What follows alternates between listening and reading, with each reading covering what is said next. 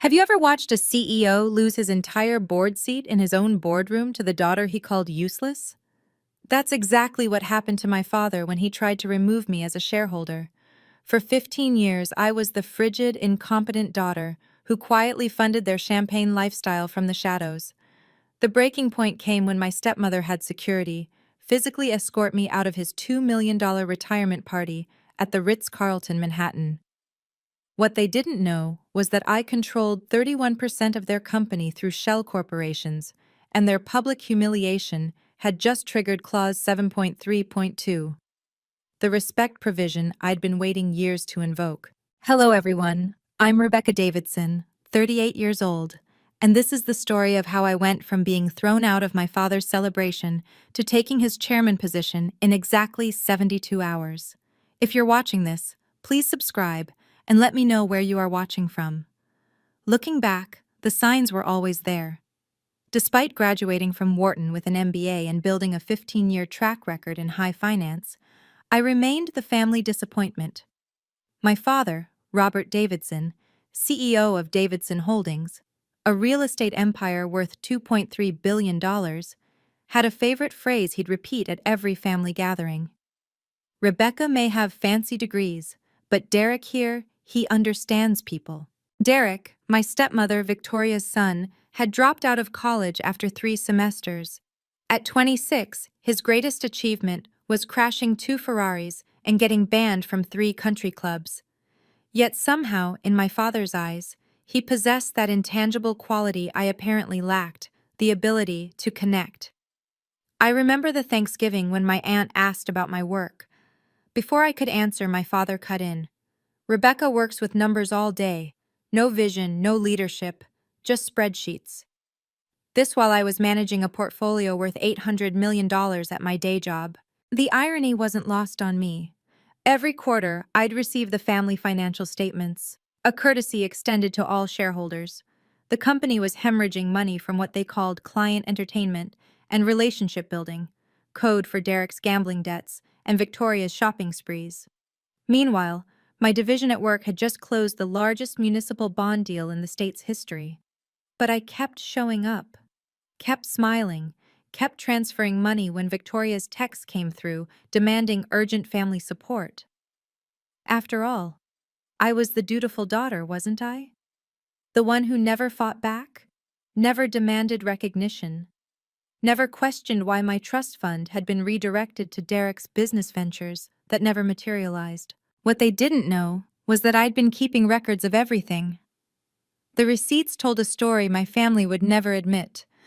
Over 15 years, I'd personally funded $17 million of their lifestyle, not from dividends or trust funds, from my own earnings, wired from my personal accounts. It started small. Victoria's first request came 6 months after she married my father. Rebecca, darling, the Hamptons house needs urgent repairs. Could you handle it? Your father's having cash flow issues this quarter. $400,000. I paid it without question. Then came the yacht. The Davidson name needs to maintain certain standards, my father had said, not looking up from his Wall Street Journal. Since you insist on working instead of representing the family properly, the least you can do is contribute. $1.2 million, the private jet lease, the Aspen Ski Lodge, Derek's failed restaurant venture, Victoria's charity galas where she'd introduce me as Robert's daughter who works in some financial firm while wearing jewelry I'd paid for. Each transfer meticulously documented in my files. Bank statements, wire confirmations, even their email requests. My personal favorite was Victoria's message from last year. Need $500K immediately for the yacht club membership renewal. Don't embarrass your father with delays. This was the same week she told a roomful of her friends that I was still living off the family name. The most painful part? They thought I was stupid. They genuinely believed I didn't know they were telling people the money came from Davidson Holdings dividends and their investment returns. Victoria once even commiserated with me about how hard it must be living on a salary while carrying a handbag that cost more than most people's cars, one I'd bought her for Christmas. Every receipt, Every email, every wire transfer. Saved, cataloged, waiting. The retirement party invitation arrived via Victoria's assistant, not even personally sent. The Davidson family cordially invites you to celebrate Robert Davidson's legacy. I wasn't listed as family, just another name on the guest list. The Ritz-Carlton ballroom glittered with 500 of Manhattan's elite that Saturday evening. Investment bankers, real estate moguls, senators, judges. My father's carefully cultivated network assembled to witness his transition from CEO to chairman emeritus. The plan, announced in his speech, was to hand operational control to Derek while maintaining his board position. I arrived 20 minutes after the cocktail hour started, wearing a simple black dress. No jewelry, no fanfare. I wanted to pay my respects and leave quietly. But as I moved through the crowd, the whispers followed. There's the frigid daughter. Can't even hold a conversation at parties. I heard she's jealous of Derek's promotion. Robert deserves better after everything he's done for her. The last comment came from Judge Harrison's wife, loud enough for the entire cluster of guests to hear.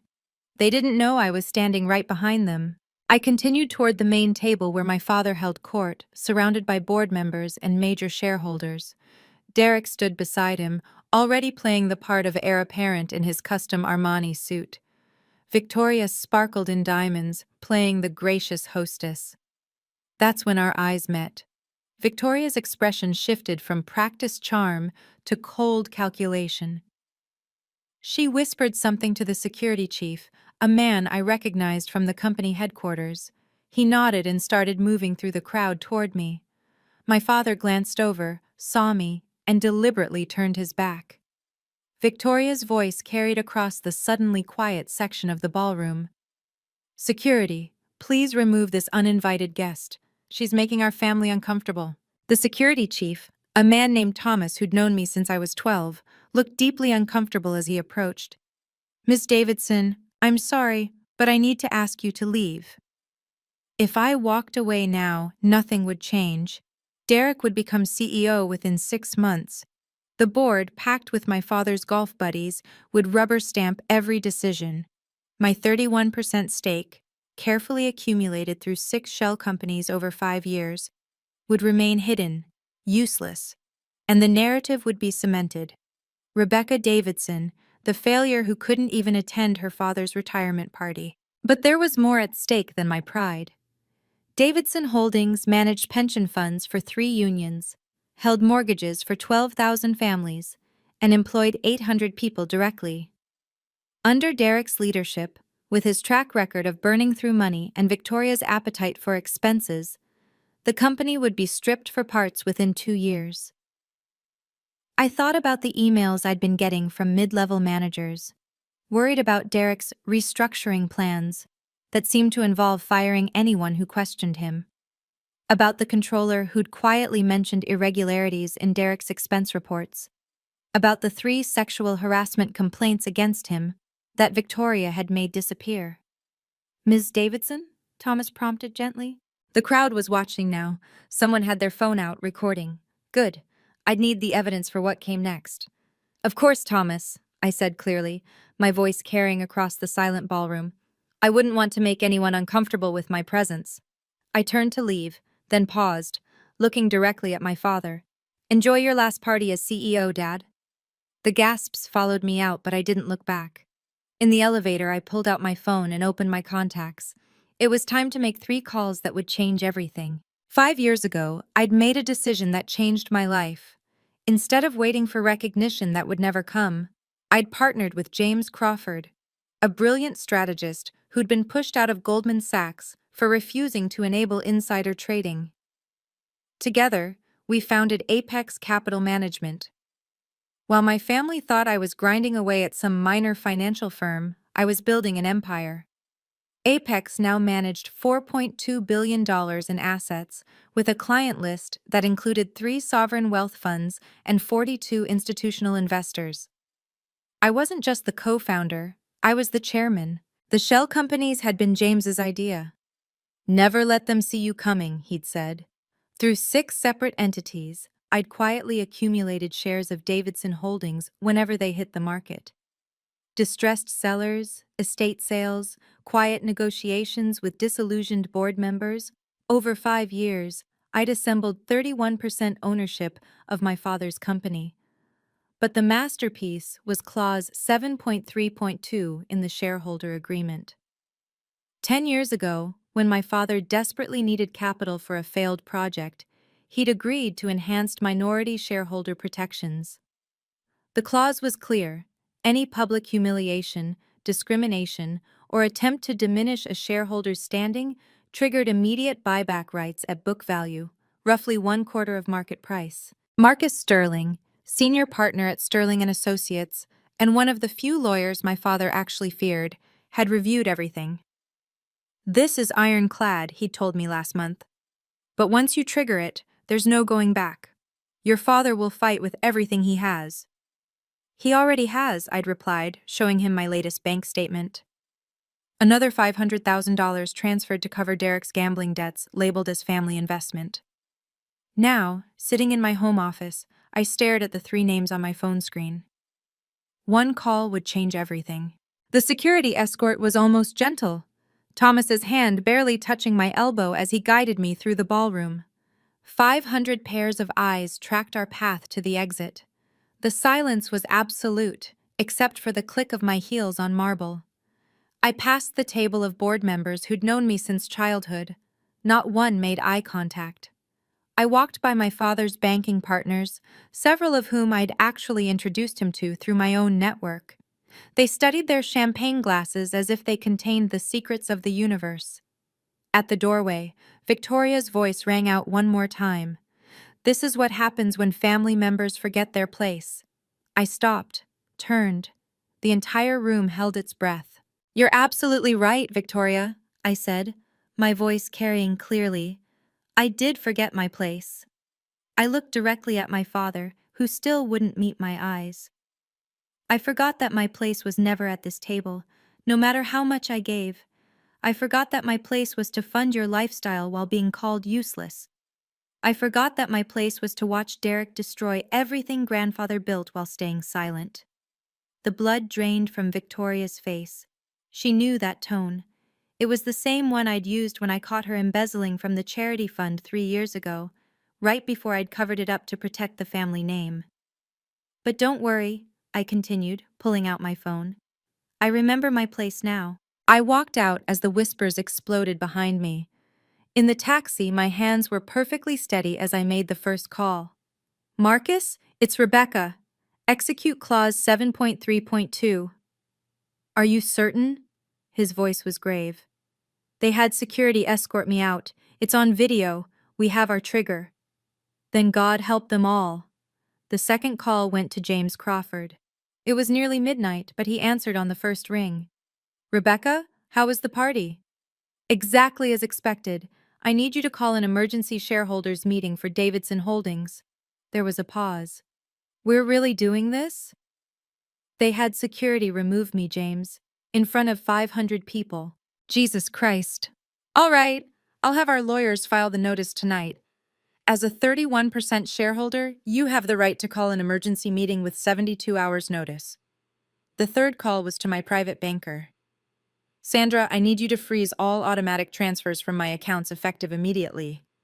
"All of them? Including the family-designated accounts?" "Especially those, and please email me the confirmation immediately." By the time the taxi reached my apartment building, my phone was already exploding. 17 missed calls in 10 minutes. I turned it off and poured myself a glass of wine. At exactly 12:01 a.m., several things happened simultaneously. The automatic transfer for the Hamptons house mortgage failed. Victoria's black card was declined mid-purchase at Bergdorf Goodman's private shopping event. Derek's yacht access was revoked for non-payment. The jet lease company received notice of termination. $17 million worth of lifestyle support simply stopped. My phone, even powered off, somehow managed to light up with incoming calls. I counted them in the morning: 56 calls, 112 text messages, 43 emails. The subject lines ranged from confused, "Is there a banking error?" to desperate, "Urgent, call immediately," to threatening, You will regret this. But the one that made me smile was from the party photographer. Ms. Davidson, I have all the footage from tonight. Would you like copies for your records? Yes, I would. By morning, the family meltdown was complete. Victoria's first text came at 5:47 a.m. The Bergdorf manager called security on me. The card was declined for a $3,000 dress. Derek's was more direct. What the hell did you do? They locked me out of the yacht. My father tried to maintain his CEO composure. Rebecca, there seems to be some confusion with our banking arrangements. Call me immediately to resolve this. Then, as the hours passed and I didn't respond, the tone shifted. Victoria. You vindictive little bitch. You've been planning this, haven't you? Derek. Dad's going to destroy you. You just killed your inheritance. My father. You have no idea what you've started. I'll have you removed as a shareholder by Monday. The most telling message came from their accountant. Ms. Davidson, the family operating account only has $1,200 remaining. Mr. Davidson is requesting immediate restoration of the monthly transfers. $1,200. That wouldn't even cover Victoria's daily spa treatment. I finally turned on my phone properly at noon and called Marcus back. Rebecca, I've been fielding calls all morning. Your father's legal team is in panic mode. Let them panic. Do we have everything we need? The shareholder meeting is set for Tuesday 9 a.m. at Davidson Tower. I've notified all registered shareholders and the financial press. Your father's team is claiming you don't have standing, but... He chuckled. Wait until they find out about Apex. Have they figured it out yet? Not a clue. They're still looking for some mysterious foreign investor. Your shell companies were perfectly structured.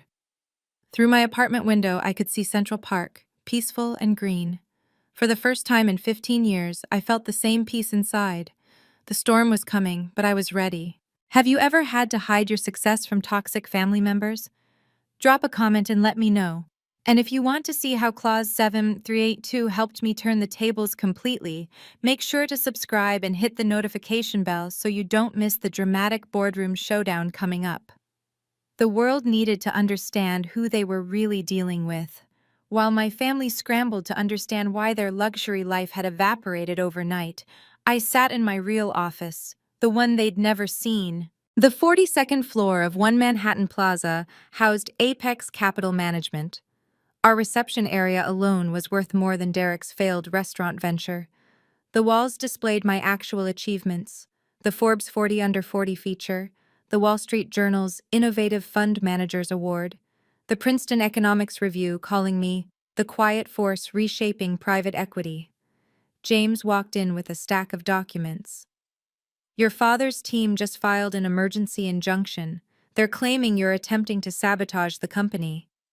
With what evidence? They don't have any. They're fishing. But Rebecca, they still don't know about Apex. They think you're acting alone, maybe with some borrowed money. I pulled up our investor portal on the main screen. $4.2 billion under management. 212 portfolio companies. Institutional clients that included the California Teachers Pension Fund and the Norwegian Sovereign Wealth Fund. What about Davidson Holdings' position in our portfolio? James smiled. Hidden in plain sight through 6 shells, Meridian Ventures, Cascade Investments, Paramount Holdings, Zenith Capital, Aurora Partners, and Evergreen Trust. Combined, they own 31% of Davidson Holdings. And the SEC filing? Completely legal. Each entity owns less than 5%, so no individual disclosure required. But combined, you're the largest single shareholder after your father's 33%. I looked at the photo on my desk, not of family but of the 200 young women who'd received Apex scholarships last year. That's where the $17 million should have gone all along. James, make sure Bloomberg and the Journal know about the emergency meeting. You want press there? I want everyone there. The document that would change everything was 10 years old, signed when my father's ego had exceeded his cash flow. He'd over-leveraged on a Miami development that went sideways when the market shifted. He needed $30 million in 48 hours or face bankruptcy. I'd been 28 then, working 18-hour days at Morgan Stanley, when he'd called me for the first time in 6 months. Not to ask how I was, but to demand I liquidate my grandmother's trust to save him. "It's your duty as a Davidson," he'd said. I'd agreed, but with conditions. The shareholder agreement amendment seemed minor at the time, just some additional protections for minority shareholders. My father had barely read it, desperate for the cash infusion. Clause 7.3.2 read, "Any shareholder subjected to public humiliation, discrimination, or deliberate exclusion from company or family events by controlling shareholders may exercise immediate buyback rights at book value for the offending party's shares." The book value was calculated at 1/4 of market value, a devastating discount designed to prevent exactly the kind of behavior my father had just displayed. Marcus had been brilliant in drafting it. "The clause specifically mentions public and family events," he explained over coffee. "The retirement party was both. Having security remove you, on video, with 500 witnesses including major shareholders and media, it's textbook triggering." What about the board challenge? "They need 67% to remove you as a shareholder. Your father has 33%. Even if every other shareholder sides with him, which they won't once they know who you really are, he can't reach the threshold."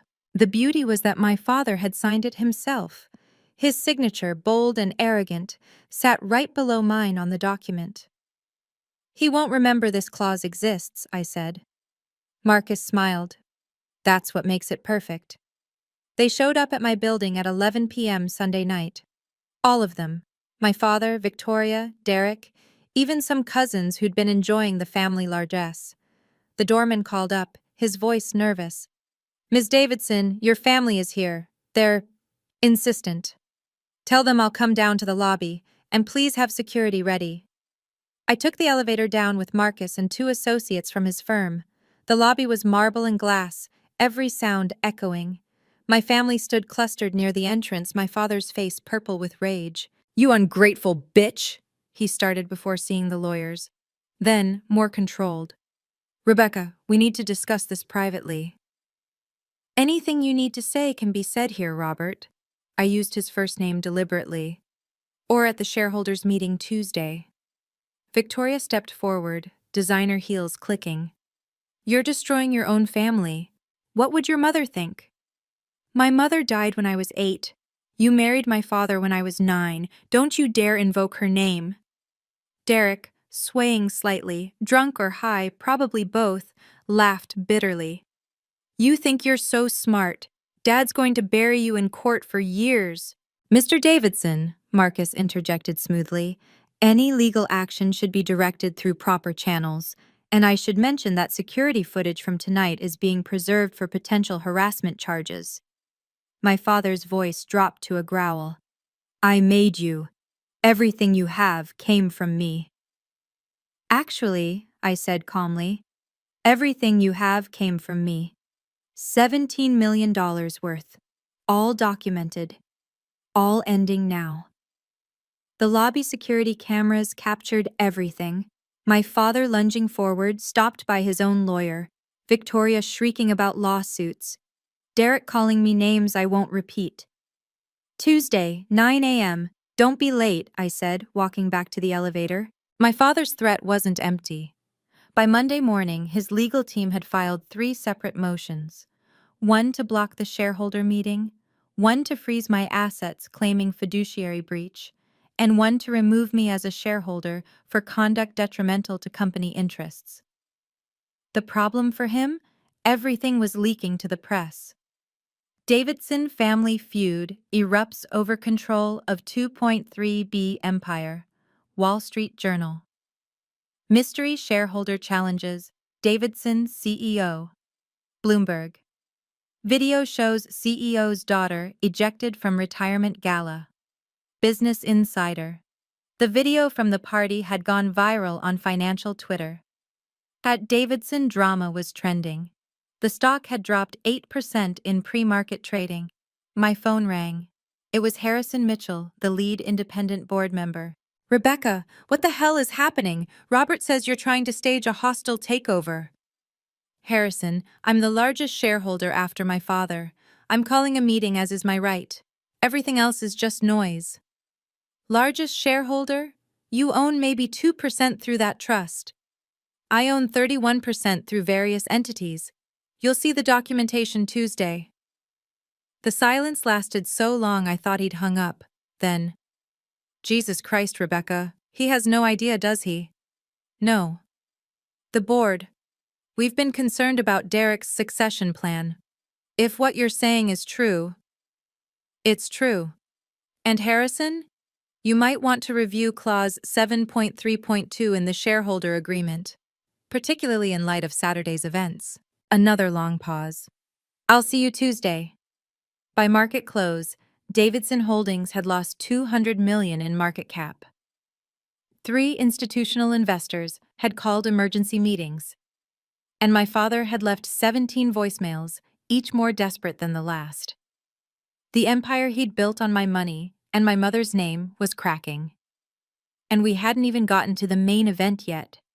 By Monday evening, the entire financial world was watching. CNBC ran a special segment, The Davidson Dynasty in Crisis. The video from the Ritz-Carlton had been viewed over 3 million times. Someone had leaked that the family's lavish lifestyle had mysteriously halted over the weekend. But the real bombshell came from an unexpected source. Patricia Chen, now Patricia Smith after her marriage, the company's former CFO who'd been pushed out 5 years ago for disagreeing with strategic direction, went on Bloomberg. I'm not surprised, she said calmly. Rebecca Davidson was the only one in that family who understood numbers. While Derek was burning through investor money on vanity projects, she was asking the real questions. They silenced her every time. The interviewer leaned forward. You're saying Rebecca had concerns about company management? I'm saying she was the only one who cared about fiduciary responsibility. There's a reason she was never given a board seat despite being a shareholder and having more financial experience than half the board combined. My phone buzzed. James. Your father's team just called. They want to negotiate. No. They're offering you a board seat and a public apology. No. Rebecca, they're desperate. I think they finally pulled the corporate records. They know about Apex. I looked out at the city lights. Somewhere out there, my father was probably in his study, finally reading the shareholder agreement he'd signed a decade ago, finally understanding that his useless daughter had been playing a longer game than he'd ever imagined. Tell them I'll see them at the meeting. And James, make sure the Wall Street Journal knows that Apex Capital will be represented in full force tomorrow. With pleasure. Tomorrow, the girl they'd thrown out would walk back in owning nearly a third of their empire. Wow, thank you so much for staying with this story. The boardroom showdown is about to unfold, where every secret gets exposed. If you've ever had to fight for respect from your own family, please like this video, subscribe to support everyone who's had the courage to stand up for their worth. Tuesday morning arrived gray and drizzling. Davidson Tower pierced the clouds, 67 floors of glass and steel that represented everything my grandfather had built and my father had leveraged. The boardroom on the 67th floor was already filling when I arrived at 8:45 a.m. 200 shareholders, 30 financial reporters, and a live CNBC feed that my father's team had tried desperately to block. I entered with my team, Marcus Sterling, James Crawford, and 3 associates from Sterling and Associates. We moved as a unit, purposeful and calm. The whispers started immediately. Is that Rebecca Davidson? I thought she was just a mid-level analyst somewhere. Who are those lawyers with her? My father sat at the head of the massive conference table, Victoria beside him in a white suit that probably cost more than most people's monthly salary. Derek lounged in his chair, trying to project confidence but sweating through his Armani. The independent board members were all present: Harrison Mitchell, Sandra Reeves, Thomas Ashford, and Margaret Liu. They watched me with a mixture of curiosity and concern. I took a seat directly across from my father. Our eyes met for the first time since Saturday night. He looked older, grayer, as if he'd aged years in 3 days. "Before we begin," he said, voice steady but strained, "I want to remind everyone that this meeting was called without proper cause by a minority shareholder attempting to damage company value for personal revenge." Harrison Mitchell cleared his throat. "Robert, let's follow proper procedure. The meeting was called legally. Ms. Davidson has the floor." I stood slowly, my hand steady as I picked up the remote for the presentation screen. "Good morning. I'm Rebecca Davidson, and I represent Apex Capital Management, the largest shareholder of Davidson Holdings after the founding family." The room erupted. My father slammed his hand on the table. "This is impossible.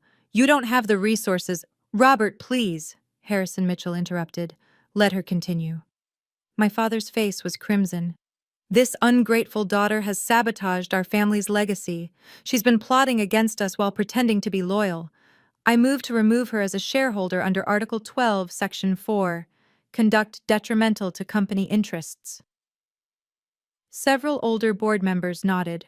One shareholder called out, "She cost us 8% yesterday alone."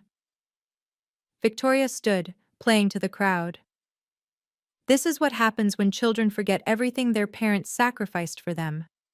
We gave Rebecca everything: education, connections, opportunities, and this is how she repays us." "Actually," I said, clicking to the first slide, "let's talk about who gave whom everything." The screen filled with a graph showing financial flows over 15 years. $17 million transferred from my personal accounts to various Davidson family entities. Derek laughed nervously. "That's ridiculous. You don't have that kind of money."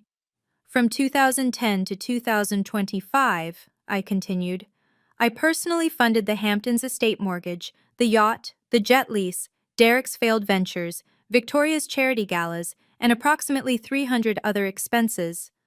"Lies," Victoria spat. "The money came from company dividends." "Then you won't mind if I show the receipts?" The screen changed.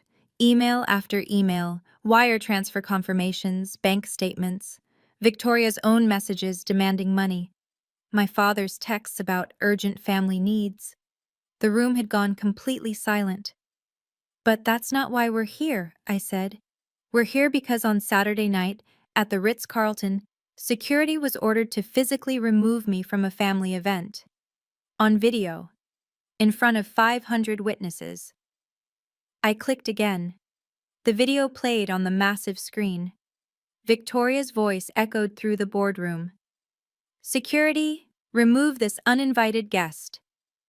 "Let me formally introduce myself," I said, voice carrying clearly through the silent boardroom.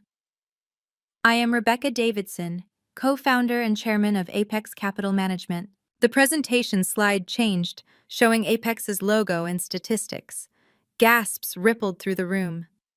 "Apex manages $4.2 billion in assets. We have 212 portfolio companies. Our investors include 3 sovereign wealth funds and 42 institutional investors." My father's lawyer stood up. "This is irrelevant to—" "Through 6 legally structured entities," I continued, "Apex controls 31% of Davidson Holdings. Combined with my personal 2% stake, I am the largest single shareholder block after the founding family's 33%. The screen showed the ownership structure. Meridian Ventures, Cascade Investments, Paramount Holdings, Zenith Capital, Aurora Partners, and Evergreen Trust, each owning between 4.8% and 5.2%, carefully under the disclosure threshold. Harrison Mitchell leaned forward. When did this happen?" "Over the past 5 years. Every purchase was legal, filed properly with the SEC, and executed at market price." Derek stood up, pointing at me. "This is corporate espionage. She's been spying on us." "I've been investing in my family's company," I corrected, "while being systematically excluded from any meaningful participation despite my qualifications and shareholding." Margaret Liu, one of the independent directors, spoke up. Ms. Davidson, your credentials are impressive, but this seems like an elaborate revenge plot. No, Ms. Liu, this is about fiduciary responsibility. I clicked to the next slide. Let's discuss Davidson Holdings' financial performance under current management. The numbers were damning. Overhead expenses up 300%. Client entertainment consuming millions. Derek's division losing money for 7 straight quarters. But the truly concerning part, I said, is what triggered today's meeting. The room held its breath. Marcus, I said, would you please explain Clause 7.3.2? Marcus Sterling stood, his presence commanding immediate attention. Every major shareholder knew his reputation. He'd never lost a corporate governance case. 10 years ago, when Davidson Holdings required emergency capital, an amendment was added to the shareholder agreement. Clause 7.3.2 states, any shareholder subjected to public humiliation, discrimination, or deliberate exclusion from company or family events by controlling shareholders may exercise immediate buyback rights at book value. He clicked his own remote. The clause appeared on screen, highlighted in yellow, with my father's signature bold at the bottom. The triggering event is documented on video. Ms. Rebecca Davidson, a registered shareholder, was publicly humiliated and physically removed from a family event by security at the direct order of controlling shareholders. My father's lawyer jumped up. That clause was meant for hostile takeovers, not family disputes. The language is clear and unambiguous, Marcus replied. It makes no distinction between family and non-family shareholders. In fact, it specifically mentions family events. What's book value? A shareholder called out. James Crawford stood. Current book value is $45 per share. Market price closed yesterday at $178. The math was brutal. If I exercised the clause, I could force my father to sell his shares at a 75% discount. This is extortion, Victoria shrieked. This is contract law, Marcus said calmly. Mr. Davidson signed this agreement. He's bound by it. Harrison Mitchell was reading the clause on his tablet. Robert, did you know about this provision? My father's silence was answer enough. Furthermore, Marcus continued, the video evidence shows clear discrimination. Multiple witnesses heard Mrs. Davidson refer to Rebecca as useless and state she was making the family uncomfortable. Every document has been authenticated, Marcus concluded. The clause is now active. I hereby exercise my rights under Clause 7.3.2, I announced. I'm offering to purchase all shares held by Robert and Victoria Davidson at book value. The room exploded. Reporters were typing furiously. Several shareholders were on their phones with their own lawyers. My father looked like he'd been punched in the stomach. You can't do this, he whispered. The math is simple, James explained to the room. At book value, the Davidson family's 33% stake is worth approximately $340 million. At market value, it's worth $1.3 billion. The difference is nearly $1 billion in lost value. However, I continued, I'm willing to offer an alternative. The room quieted. Option 1. You sell to me at book value as the contract requires. Option 2. You retain 15% of your shares, but immediately resign from all executive and board positions. Derek is permanently barred from any role in the company. Victoria's consulting contracts are terminated. My father's lawyer whispered urgently in his ear. Victoria was sheet white, gripping the table. You have 5 minutes to decide, I said. Harrison Mitchell spoke up. As lead independent director, I should note that several institutional shareholders have already expressed concern about succession planning. This situation, regardless of outcome, requires serious governance review. Thomas Ashford, another board member, added, I move for an immediate vote of no confidence in current leadership. Seconded, said Margaret Liu. My father stood, shaking. This is my company. My father built this with my mother's money, I interrupted. The seed capital came from her family trust, the same trust you've been pillaging for 30 years. 4 minutes and 30 seconds later, my father's lawyer spoke. My clients will accept option 2. The empire had fallen. Not with violence or rage, but with contracts and clauses. "We need to vote," Harrison Mitchell announced. "All in favor of accepting the immediate resignation of Robert Davidson as chairman and CEO?" Hands rose throughout the room. I counted 67%, exactly the threshold needed. My 33% plus the independent directors, plus several institutional investors who'd been waiting for this moment. Motion carried. Robert Davidson, you are hereby removed from all positions at Davidson Holdings, effective immediately. My father sank into his chair. 3 decades of power gone in seconds. I also moved to remove Victoria Davidson from her role as CFO and terminate all consulting agreements, Sandra Reeves added. Another vote, another landslide. "And Derek Davidson is barred from any employment or board position with the company," Margaret Liu stated. Derek laughed bitterly. "You think you've won? You've destroyed our family." "No," I said quietly. "You destroyed our family when you decided I was worthless despite evidence to the contrary. When you took my money while calling me useless. When you had security escort me out like a criminal." Harrison cleared his throat. "Ms. Davidson, the board would like to offer you the position of CEO." The offer hung in the air. This was what I'd supposedly wanted, wasn't it? To take over, to prove myself, to show them all? "No," I said. The room stirred in surprise. "I nominate Jonathan Hartley from our Singapore office. He's brilliant, ethical, and has no connection to this family drama. I'll remain a major shareholder and serve as chairman of the board, but I have my own company to run." It was the ultimate power move, showing I didn't need their validation anymore. "Furthermore," I continued, "the $17 million in family support will be redirected to the Rebecca Davidson Foundation for Women in Finance, effective immediately." The meeting concluded at 10:47 a.m. My father left without a word, Victoria trailing behind him, her heels clicking a retreat. Derek had to be escorted out after he kicked a chair, but I wasn't finished. "One more thing," I announced as people started to leave. "All senior executives will undergo a forensic audit. Any irregularities in expense reports or company fund usage will be investigated fully." Several executives suddenly looked uncomfortable. They knew what that meant. Derek's gambling debts charged as client entertainment, Victoria's shopping sprees labeled as marketing expenses, the phantom consulting fees to her friends. Outside the boardroom, the media was waiting. I gave a brief statement.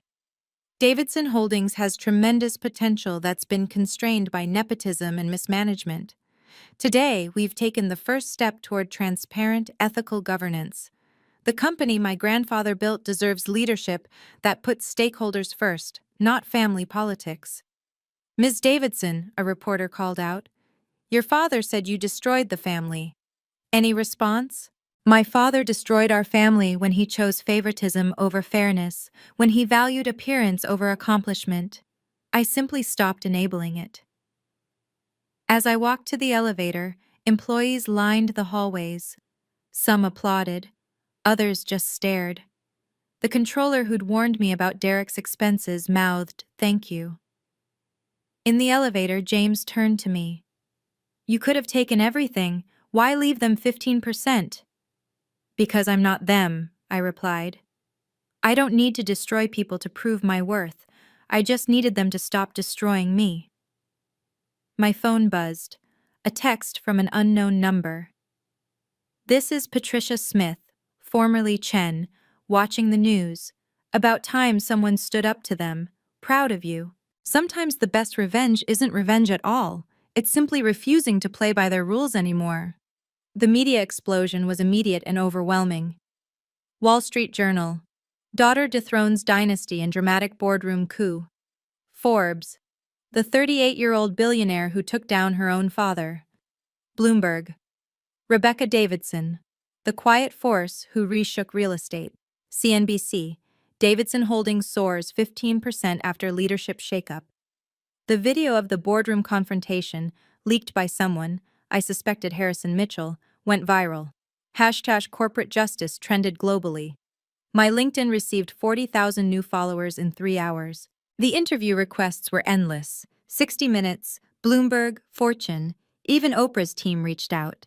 I declined them all except for one, a written piece for Harvard Business Review about governance and family businesses. But the most interesting reactions came from the business community. 53 companies reached out about board positions. Apex Capital received $800 million in new investment commitments within a week. Our inbox flooded with pitches from female founders who said my story inspired them to seek funding. The controller from Davidson Holdings, Jennifer Martinez, sent me an email. The forensic audit found $47 million in questionable expenses over 5 years. Derek alone accounted for $12 million. The new CEO is pressing charges. 3 other family companies reached out privately, asking for advice on dealing with similar situations. Apparently, toxic family businesses were more common than anyone admitted publicly. The Singapore office's Jonathan Hartley accepted the CEO position and immediately implemented new governance policies. The stock hit an all-time high of $207 per share. My $15 million foundation had already received an additional $5 million in donations from other women in finance who wanted to support the next generation. But the number that mattered most? 0. That's how many times my family contacted me directly after the meeting. They finally understood that boundaries weren't suggestions anymore. 2 weeks after the meeting, the attempts at reconciliation began. First came my father's email, 3 pages of self-pity disguised as apology. Rebecca, I've had time to reflect on my actions. I realize now that I always knew you were funding our lifestyle. I was too proud to acknowledge it. Your mother would be disappointed in how I treated you. Can we meet to discuss rebuilding our relationship? I forwarded it to Marcus with 2 words. No response. Victoria tried a different approach, sending messages through mutual acquaintances. She's willing to apologize publicly, one society friend told me at a charity event. She says she was threatened by your intelligence and acted out of insecurity. Tell her to save it for her therapist, I replied. Derek showed up at Apex Capital's building, drunk at 2 p.m. on a Wednesday. Security called me directly. Ms. Davidson, your brother is in the lobby. He's agitated. He's not my brother. He's my former stepbrother. And if he doesn't leave immediately, call the police. Through the security footage, I watched him being escorted out, screaming about family loyalty. The irony wasn't lost on me. He wanted loyalty after showing none. The most pathetic attempt came from a lawyer representing them collectively. The Davidson family is prepared to offer a public apology and acknowledge your contributions if you'll restore some financial support. They're struggling to maintain basic necessities. Basic necessities. Victoria's definition included a full-time driver and weekly Botox. Tell them, I said slowly, that I'll provide exactly the same support they offered me when I was building my career. None. Some bridges, once burned, should stay ash, not out of cruelty, but out of wisdom. They'd shown me who they were for 15 years. I finally believed them. The ripple effects continued for months. Derek was arrested for embezzlement after the forensic audit revealed he'd been selling company information to competitors. The trial would start in January. Victoria's charity was investigated for fraud. Turns out 90% of donations went to administrative costs, namely, her lifestyle. She was banned from every major charity board in Manhattan. My father, stripped of his positions and social standing, sold the Hamptons house and moved to a modest apartment in Connecticut. The New York society that had once courted him now treated him like a pariah. The man who'd valued appearances above all had lost the only thing he cared about, his image. But the positive impacts were even greater. Davidson Holdings implemented new policies protecting minority shareholders and requiring transparent financial reporting. Employee satisfaction scores hit record highs. The company won Most Improved Governance from the Corporate Ethics Institute. The Rebecca Davidson Foundation funded 230 women in its first year. 12 of them started their own investment firms.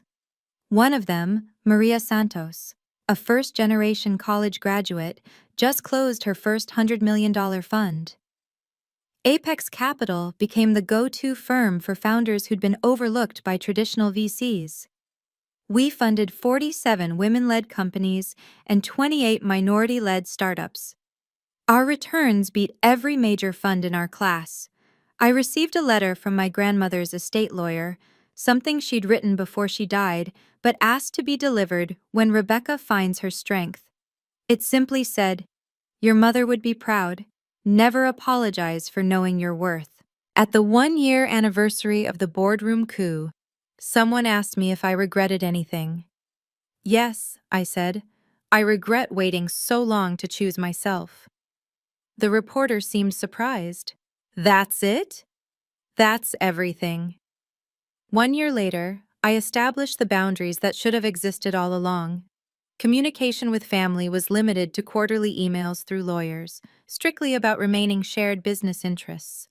No personal meetings, no phone calls, no emergency requests.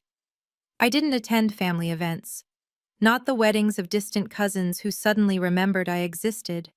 Not the funeral of my father's brother who'd watched me be humiliated for years in silence. My absence spoke louder than any words could. The therapy helped more than I'd expected. Dr. Sarah Winters specialized in family trauma and financial abuse. "You were the family ATM," she said during our third session. "They programmed you to believe your only value was what you could provide." "But I let them," I said. "You were a child when it started. Children don't let abuse happen. It happens to them." We worked through the guilt, the anger, the grief of losing a family I'd never really had. I learned that boundaries weren't walls. They were gates that I controlled. The hardest part was accepting that they'd never really change. My father sent monthly letters, each one a masterclass in manipulation. Victoria posted cryptic social media messages about family forgiveness. Derek gave an interview to a tabloid claiming I'd stolen his inheritance. I responded to none of it. Instead, I built my chosen family. James Crawford became the brother I'd actually wanted. Marcus Sterling and his wife invited me to holidays. The women from the foundation formed a network of support that felt more like family than blood ever had. My new rule was simple. Anyone who wanted to be in my life had to respect my worth from the start. No proving necessary, no payment required, just mutual respect. It really was that simple. The lessons I learned could fill a book, and eventually did. Worth, A Guide to Recognizing Your Value, hit #1 on the New York Times business bestseller list. The core message was simple but revolutionary for those of us raised to be givers. Your worth isn't determined by those who refuse to see it. I learned that respect can't be purchased.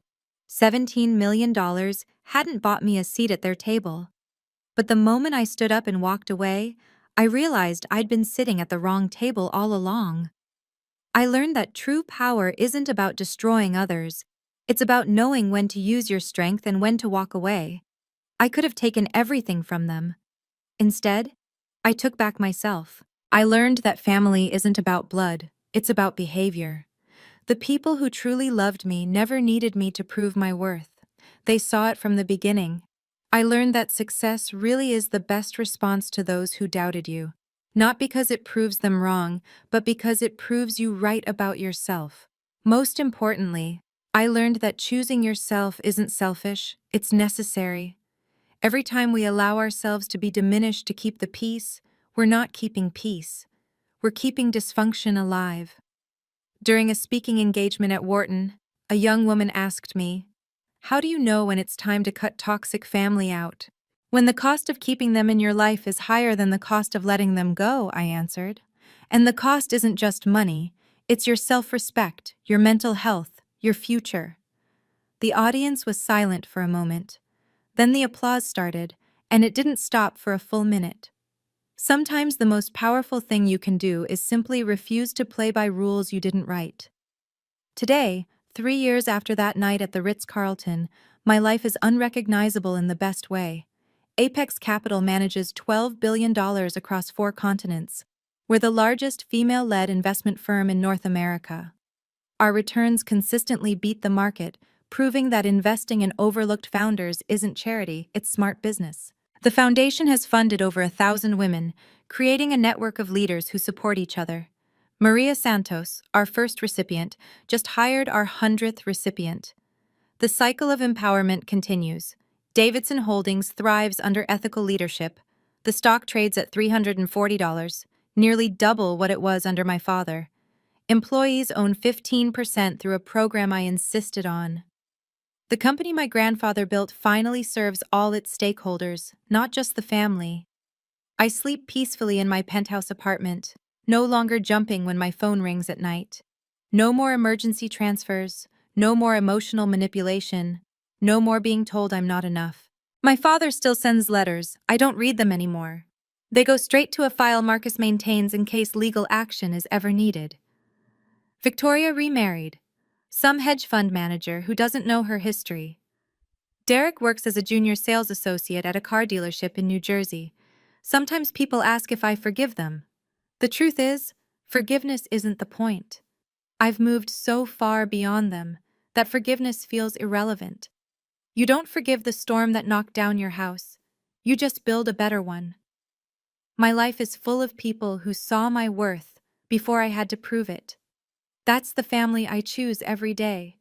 And every morning, when I look in the mirror, I see someone who finally chose herself, and that has made all the difference. Thank you for listening to my story. If you're struggling with toxic family members, remember, you deserve respect without conditions. Setting boundaries isn't cruel, it's self-preservation. Like this video if it resonated with you, subscribe for more stories about people who dared to choose themselves. Comment below. Where are you watching from and what part of this story spoke to you most? Your worth isn't negotiable, remember that.